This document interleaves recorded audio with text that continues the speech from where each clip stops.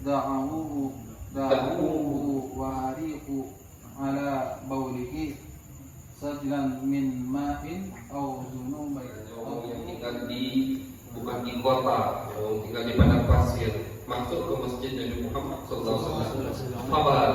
Buang air kecil, kencing di masjid, tegak kencing langsung. Fakta nas, diperoboti sama sahabat, ribut sahabat langsung, heboh. Nabi Muhammad SAW. Bismillahirrahmanirrahim. An Ummi Qasim binti Mihsatin radhiyallahu anha anta ibni laha sawiran lam ya'kuli ta'amu ila Rasulullah sallallahu alaihi wasallam. Ajalla sawu Rasulullah sallallahu alaihi wasallam fi hajrihi faghala ala sawbihi wa da'a bima'a Pada bima'in Fabada'a bima'in fanadahahu qaumin wala bala qaiman summa da'a bima'in faji'tuhu bima'in fatawadda.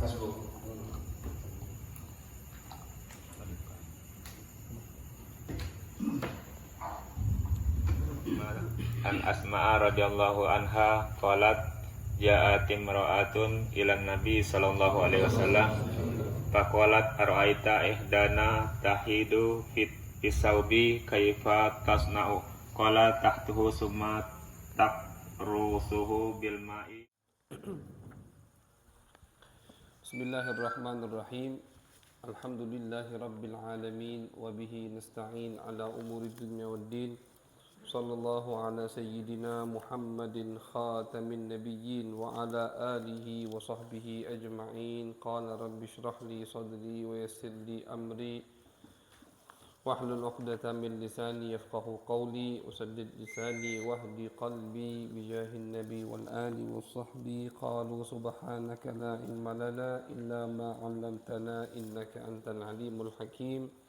Allahumma salli ala sayyidina Muhammadin al-fatih lima ughliq wal khatim lima sabaq nasiril haqqi bil haqq wal hadi ila siratikal mustaqim wa ala alihi haqqa qadrihi wa miqdarihi al-azim. Amma ba'du, wa bis sanadil muttasil ila al-imam al-alim al-allamah al-arif billah al-syaikh al-murabbi al-muhaddith Sayyid Muhammad Alawi Al-Maliki Al-Hasani rahimahullahu ta'ala wa nafa'ana bihi wa bi'ulumihi wa bi'ulumi sa'iris salihin fid daraini amin fi kitabihi Al-Qawa'idil Asasiyah fi ilmi mustalahil hadith ila an qal Al-Hadithul Qudsiyyu. Al-Hadithul Qudsiyyu nisbatan au nisbatun ilal qudsi wal qudsu huwa at-taharatu wat tanzihu wa yutlaqu alayhi al hadithul ilahiyyu nisbatan lil ilah wal hadithur rabbaniyyu nisbatan lir rabbi jalla wa ala. Wa fil istilah ma adhafahu ar-rasul sallallahu alaihi wasallam wa asnadahu ila rabbih azza wa jalla min ghairil Qur'an. Mithaluhu qala Rasulullah sallallahu alaihi wasallam qala Allah tabaraka wa ta'ala ya ibadi inni haramtu dhulma ala nafsi waja'altuhu bainakum muharraman fala tadhalamu. Al-hadith. Wa qawlu sahabiyyi mathalan qala Rasulullah sallallahu alaihi wasallam fi ma yarwihi an rabbih azza wa jalla wa hakadha. Wa summiya hadithan li'annahu min qawli ar-rasul sallallahu alaihi wasallam wa min hikayatihi lahu an rabbih. Wa summiya qudsiyan li'annahu usnida ila rabbi jalla wa ala min haitsu innahu al-mutakallimu bih wal munshi'u lah wa huwa al-munazzahu an kulli ma la yaliq. Wa min ma'rifati haqiqatil hadithil qudsi yadhharu al-farqu bainahu wa bainal Qur'ani wal hadithil nabawi. Al-hadithul qudsi, pembahasan kita insyaallah pada malam hari ini tentang Apa itu hadis qudsi? Pertama, hadis qudsi itu nisbah ilal kudus atau ilal qudsi. Ya, bisa di dhammah atau bisa disukun, kudus atau qudsi. Yaitu apa arti kudsun atau qudsi itu? Huwa at-taharatu wa tanzih, suci dan bersih, itu arti kudus. Ya, termasuk sifat Allah kan kudus, subuhun kudusun. Ya. At-taharatu wa tanzih, bersih dan suci. Itu arti secara bahasa. Wa yutlaqu alaihi, dan hadis qudsi ini juga dinamakan atau sebagian ulama menyebutnya al-hadithul ilahi. Bukan hadis qudsi tapi hadis ilahi. Dinisbatkan lil ilah, karena dinisbatkan kepada Tuhan. Sebagian lain juga mengatakan hadis qudsi itu hadis rabbani. Kenapa? Karena dinisbatkan lirabbi, dinisbatkan kepada Tuhan, yaitu Allah Subhanahu wa ta'ala. Jadi ada 3 nama untuk hadis qudsi. Hadis qudsi, hadis ilahi, hadis rabbani. Ya, walaupun yang sering kita dengar hadis qudsi, ya kan? Hadis qudsi yang kita sering dengar, bukan hadis ilahi, hadis rabbani, bukan, jarang ini dipakai. Cuman maknanya atau pengertiannya sama. Hadis, perkataan yang dinisbatkan kepada Allah Subhanahu wa ta'ala. Wa huwa fil istilah, menurut istilah ulama hadis, apa itu hadis qudsi? Ma adhafahu Rasul sallallahu alaihi wasallam wa asnadahu ila rabbih, yang dinisbatkan oleh Nabi, ya, adhafahu wa asnadahu maknanya sama, yang dinisbatkan oleh Nabi besar Muhammad sallallahu alaihi wasallam ila rabbih, kepada Tuhannya, yaitu Allah Subhanahu wa taala, min ghairil Quran, tapi selain Quran. Nanti bakal ada contohnya. Jadi hadis qudsi itu secara istilah ulama muhaddis pengertiannya adalah perkataan yang dinisbatkan oleh Nabi besar Muhammad SAW kepada Allah Subhanahu wa taala selain Al-Qur'an. Berarti yang menisbatkan ini harus Nabi. Sahabat tidak bisa. Misalkan sahabat bilang qala Abdullah bin Abbas qala Allah taala, salah itu. Karena yang berhak atau yang bisa menisbatkan perkataan kepada Allah secara langsung hanya Nabi besar Muhammad sallallahu alaihi wasallam, selain Quran. Nanti ada bedanya. Ya. Udah insyaallah ngerti, itulah pengertian daripada hadis qudsi. Hadis yang dinisbatkan oleh Nabi kepada Allah Subhanahu wa taala, dan itu selain Al-Qur'an. Misaluhu, contohnya begini. Qala Rasulullah sallallahu alaihi wasallam, qala Allah tabaraka wa taala. Ketika kita dengar di kitab Sahih Bukhari atau Sahih Muslim atau kitab hadis yang lain, Nabi menyebutkan qala Rasulullah sallallahu alaihi wasallam, misalkan an Abdullah bin Abbas, dari Abdullah bin Abbas, anna Rasulullah sallallahu alaihi wasallam qala, bahwasanya Nabi bersabda, qala Allah tabaraka wa taala, Allah Subhanahu wa taala berkata, ya ibadi inni haramtu dzulma ala nafsi wa ja'altuhu bainakum muharraman fala tadhalamu. Wahai hamba-hambaku, inni haramtu dzulma ala nafsi, zalim itu aku haramkan untuk diriku, aku saja tidak pernah berbuat zalim. Wa ja'altuhu bainakum muharraman, dan aku juga haramkan kezaliman untuk kalian, fala tadhalamu, maka jangan saling menzalimi. Ini hadis. Kenapa hadis? Karena dia bukan Quran, tapi hadisnya di tengah-tengah. Jadi kalau kita urutkan, ada 3 urutan. Urutan pertama Al-Quranul Karim, itu Al-Quran itu urutan pertama. Urutan kedua hadis qudsi. Urutan ketiga baru hadis Nabi besar Muhammad sallallahu alaihi wasallam. Nah, contoh hadis qudsi ini tadi, ya ibadi, wahai hamba-hambaku, kata Allah. Ini tidak ada di Al-Quran, cari di Quran kata. Tapi ini perkataan Allah Subhanahu wa taala melewati Nabi besar Muhammad sallallahu alaihi wasallam. Jadi patokannya pokoknya kita tahu itu hadis qudsi atau bukan setelah qala Rasulullah sallallahu alaihi wasallam, pasti Nabi menyebutkan qala Allah tabaraka wa taala. Atau ya qaulus sahabi masalah sahabat mengatakan qala Rasulullah sallallahu alaihi wasallam fi ma yarwihi an rabbih azza wa jalla.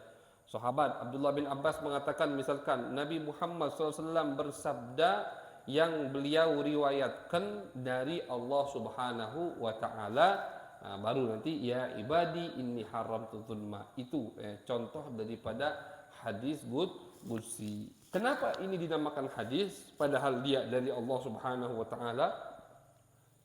Kenapa dinamakan hadis padahal dia bukan perkataan Nabi besar Muhammad sallallahu alaihi wasallam? Summiya hadisan, kata Abuya, summiya hadisan, dinamakan ini hadis li'annahu min qaulir Rasul sallallahu alaihi wasallam wa min hikayatihi lahu an rabbih, karena ini perkataan atau lafaz dari Nabi besar Muhammad sallallahu alaihi wasallam. Maka dari itu dinamakan hadis. Tapi beda, bukan seperti hadis-hadis yang barusan kita baca. Bukan seperti hadis misalkan innamal a'malu binniyat, bukan. Hadis qudsi ini sekali lagi di level kedua. Jadi setelah Al-Qur'an hadis qudsi dulu. Setelah hadis qudsi baru hadis murni perkataan Nabi besar Muhammad sallallahu alaihi wasallam. Kenapa ini dinamakan hadis qudsi? Karena lafaz-lafaznya dari Nabi besar Muhammad sallallahu alaihi wasallam. Wa summiya qudsiyan, kenapa dinamakan ditambahi qudsi? Kenapa tidak dua hadis B? Kalau hadis B jadi masuk ke level ketiga.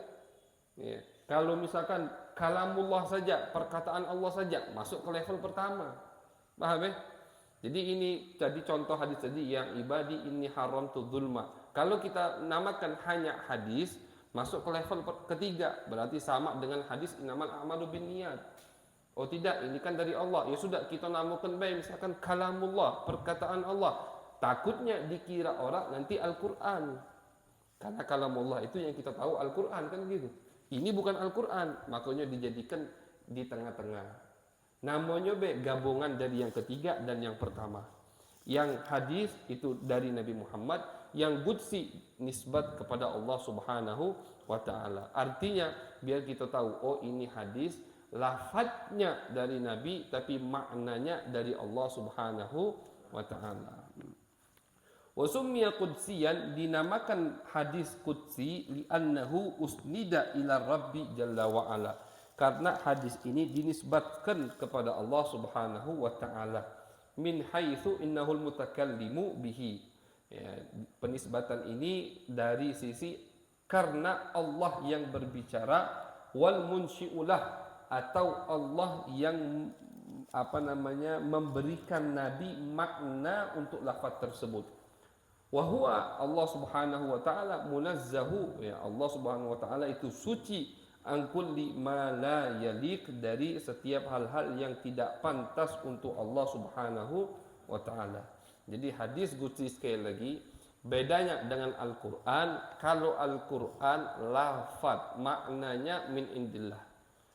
Jadi Al-Qur'an itu pas turun sama Nabi, bismillahirrahmanirrahim, iqra bismi rabbikal ladzi khalaq. Lafadznya begitu yang sampai ke Nabi. Nabi menyampaikan ke kita lafadznya persis seperti yang Nabi terima wahyu dari Allah Subhanahu wa taala, tanpa ada perubahan sama sekali. Itu Al-Qur'an.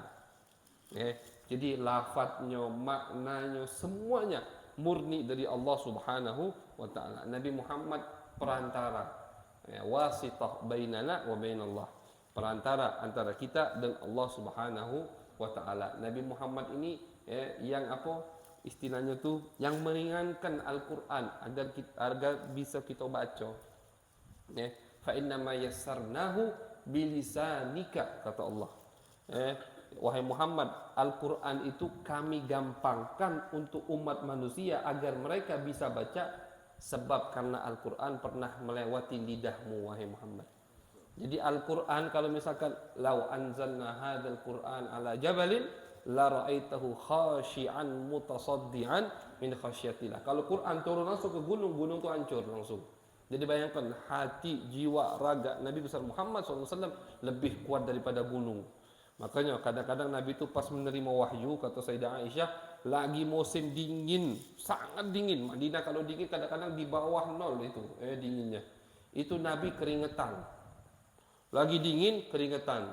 Kadang kata sahabat, kita tahu Nabi itu lagi menerima wahyu, lagi duduk santai, tiba-tiba Nabi terduduk, diam, kepalanya tertunduk, diam. Ini lagi datang wahyu berarti. Tadi kadang lagi musim dingin, keringetan, berat wahyu yang diterima oleh Nabi besar Muhammad sallallahu alaihi wasallam. Makanya Allah sifatkan Al-Qur'an ini kalau kami turunkan ke gunung, itu gunung hancur lebur langsung. Tapi kami turunkan Al-Quran kepada Nabi Muhammad lebih kuat dari gunung dan dilewatkan dari lidah Nabi, makanya bisa kita baca. Fa innama, Allah Subhanahu wa taala di ayat yang lain menyebutkan fa innama yassarnahu bilisanik. Kami gampangkan Al-Quran untuk umat manusia melewati lidahmu wahai Muhammad. Kalau tidak lewat lidah Nabi tidak bisa kita baca Al-Quran. Kenapa? Al-Quran ini kalamullah azza wa jalla, perkataan Allah Subhanahu wa taala. Al-Quran itu lafaz maknanya murni langsung dari Allah Subhanahu wa taala. Hadis qudsi tidak. Hadis qudsi itu maknanya dari Allah, lafaznya dari Nabi besar Muhammad sallallahu alaihi wasallam. Lafaznya dari Nabi. Makanya nanti ada disebutkan di bab setelah ini apa saja perbedaan hadis qudsi dan Al-Quran, ada bedanya. Jadi hadis qudsi lafaznya dari Nabi, maknanya dari Allah Subhanahu wa ta'ala. Sedangkan yang ketiga hadis biasa, makna dan lafadznya dari Nabi besar Muhammad sallallahu alaihi wasallam. Walaupun kata ulama ini hanya pembagian saja atau penamaan secara zahir. Aslinya semuanya dari Allah Subhanahu wa ta'ala. Wa ma yantiqu anil hawa in huwa illa wahyun yuha. Muhammad itu tidak pernah berkata dari hawa nafsunya. Tidak pernah. In huwa illa wahyun yuha. Semua yang dikatakan oleh Nabi Muhammad adalah wahyu dari Allah Subhanahu wa taala. Jadi hadis itu pun juga wahyu. Hadis juga itu pun wahyu dari Allah melewati Nabi besar Muhammad sallallahu alaihi wasallam. Wa min ma'rifati haqiqatil haditsil qudsi, kalau kita sudah ngerti kata Abuya, hakikat daripada pengertian hadis qudsi, yadhharul farqu bainahu, maka akan tampak bagi kita apa bedanya Al-Quran dan hadis qudsi dan hadis Nabi besar Muhammad sallallahu alaihi wasallam. Al-farqu bainal haditsil qudsi wal Quran, perbedaan antara hadis qudsi dan Al-Quran. Infaradal Quran bimazaya wa khasais laysat litilkal ahadits. Al-Quran jelas mempunyai kelebihan-kelebihan yang tidak ada di hadis, baik itu hadis qudsi atau itu hadis Nabi besar Muhammad sallallahu alaihi wasallam. Wa hiya tusawwirul farqa bainahu wa bainal hadis, atau tusawwirul farqa bainahu wa bainal hadis. Wa hiya al-awwal, yang pertama. Ini beda antara Al-Quran dan hadis qudsi. Yang pertama, Al-Quran mu'jizatun baqiyatun ala marrid duhur, mahfudun minat taghyir wa tabdil.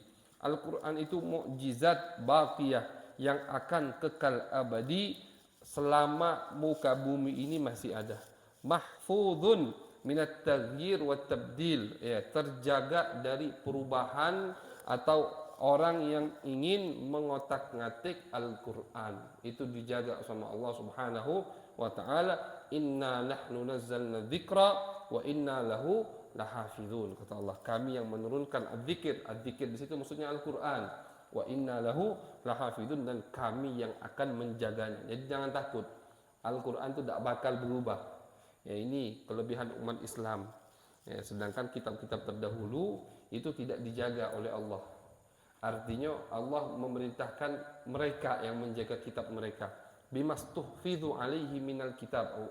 Itu ayatnya kalau tidak salah. Dinisbatkan hifid, penjagaan kitab-kitab terdahulu kepada mereka, ulama-ulamanya. Jadi kalau ulamanya sudah hubud dunya, berubah kitabnya. Misalkan ini haram, tapi yang datang ini, wah ini yang datang ini bintangnya 5. Atau yang datang ini mobilnya banyak, kalau aku iyakan dapat 10%. Nah, udah boleh langsung. Dirubah, itu prakteknya ulama Yahudi, ulama Nasrani. Kitab Al-Quran, kitab suci mereka diubah-ubah sama mereka. Karena memang dipasrahkan penjagaannya kepada mereka. Tapi Al-Quran enggak. Wa inna lahu lahafizun. Inna nahnu nazzalna dzikra wa inna lahu lahafizun. Kami yang menurunkan Al-Quran dan kami yang akan menjaganya, kata Allah Subhanahu wa taala. Kadang-kadang Allah itu di beberapa tempat menggunakan dhamir nahnu, padahal yang berbicara siapa? Allah. Allah sendirian. Seharusnya ana anzaltu dzikra wa ana ahfazuhu misalkan, wa ana lahu lahafid misalkan. Tidak, Allah menggunakan dhamir jamak nahnu, mutakallim jamak banyak. Nahnu itu menunjukkan, kata ulama, makna al-azamah, untuk menunjukkan aku ini bukan zat yang biasa-biasa saja gitu. Zat yang agung, zat yang mampu, aku mampu untuk menjaga Al-Qur'an. Kadang kan kalau wong-wong yang sombong atau wong yang besar tuh ngomongkan bukan saya mengesahkan masalah ini, tidak, tapi kami ini maksudnya dia dewe. Tapi ngapa dia pakai ke kami? Untuk membanggakan atau menunjukkan kepada orang lain aku ini orang mulia, menggunakan kata-kata kami, yang mana bahasa Arabnya nahnu. Inna nahnu nazzalna dzikra. Nahnu di sini siapa? Allah sama yang lain. Ini kalau yang tidak paham, oh itu tuh Tuhan ada 3 berarti. Kenapa? Nahnu, salah. Tidak paham bahasa Arab ini. Maksud di sini nahnu di sini Allah Subhanahu wa taala sendirian. Al-Ahad, As-Samad, yang tidak ada Tuhan selain Allah Subhanahu wa taala. Nah, di beberapa tempat di Al-Qur'an, yang mana di tempat itu memang butuh untuk menunjukkan makna al-azamah, makna kebesaran, makna kemampuan, Allah menggunakan kalimat nahnu. La nas'aluka rizqa nahnu narzuquk, kata Allah.